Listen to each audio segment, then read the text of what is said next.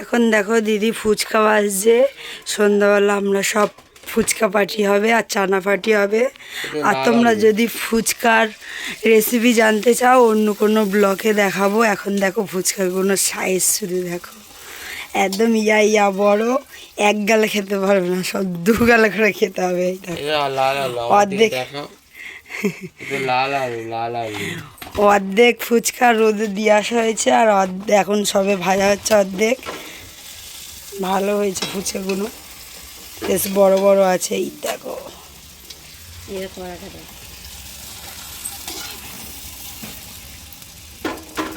যে কটা ফুচকা দিচ্ছে বেশ ভালোই ফুলছে আর কি। দিদির কাছে আমিও রেসিপিটা শিখে নেবো। দেখতে পাচ্ছ আইস, গাল থেকে তো জাস্ট জল চলে আসছে। সন্ধ্যের টিফিনটা একদম অসাধারণ হবে। দেখো এখানে দিদি ফুচকা বানিয়েছিল, সেই ফুচকাগুলোই খাওয়া হবে। এখানে আলু টালু মাখিয়েছে আর তার সাথে আছে চানা। আমরা বাইরে থেকে কিনে খাবারের মধ্যেই সব বানিয়ে নিয়েছি, একদম দোকানের মতন। দোকানের থেকেও হেভি টেস্টি হয়েছে। দেখো জাস্ট অসাধারণ লাগছে দেখতে।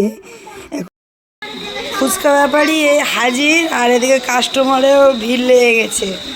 একটা দুটো তিনটে চারটে পাঁচটা, এখনও অনেক কাস্টমার আছে লাইনে।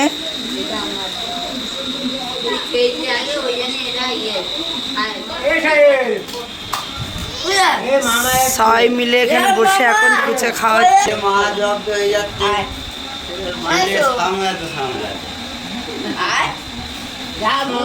সবার তো ফুচকা খাওয়া হলো, এবার আমার খাওয়ার পালা। দেখি কেমন হয়েছে, টেস্ট করে। আর ওদিকে দেখো ননু ঘুম থেকে উঠেই ফুচকা খেতে লেগেছে। সত্যি ফুচকাটা অসাধারণ হয়েছে, খুব ভালো হয়েছে, পুরো দোকানের মতন আর কি। আমার দিদি পারলে দোকান খুলে নিতে পারবে, এতটাই টেস্ট হয়েছে। আর এদিকে দেখো মা পিসি টিসি ওরা খাচ্ছে ফুচকা আর আমরা এখন বসে দেখছি।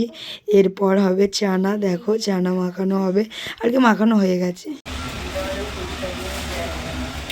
প্রেসার কুকারে চানা হয়েছে, চানা ফাঁকা হয়ে গেছে, সব ভাগ যোগ হয়ে গেছে চানা। আজের আমার দিদি হেভি সার্ভিস দিচ্ছে, একদম লোভনীয় খাবার। সব ফুচকা চানা একদম টক টক ঝাল ঝাল। দেখো সব এখন ভাগ যোগ হচ্ছে। ভালো দেখো চানা, ওয়াও!